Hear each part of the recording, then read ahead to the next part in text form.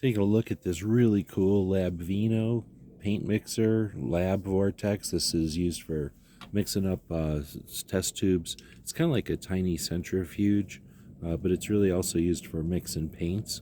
So it has a power cord on the back, comes with the included power cord with a 2-prong outlet.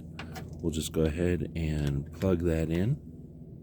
Now it does have a couple little suction cup feet underneath, so it's not going anywhere.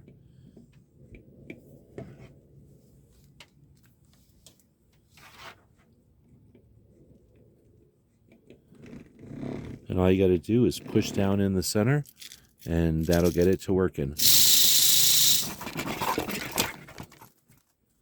Well, I guess that scared the little puppy. But you can push down. And these are some ball bearings that you get for mixing paint. We'll take these balls here and mix them up.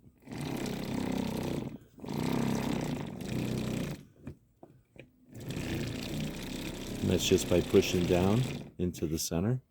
So it's not going to hurt the bottle. If you got a bottle of paint, nail polish or something like that, mixes up great. It's a little centrifuge action.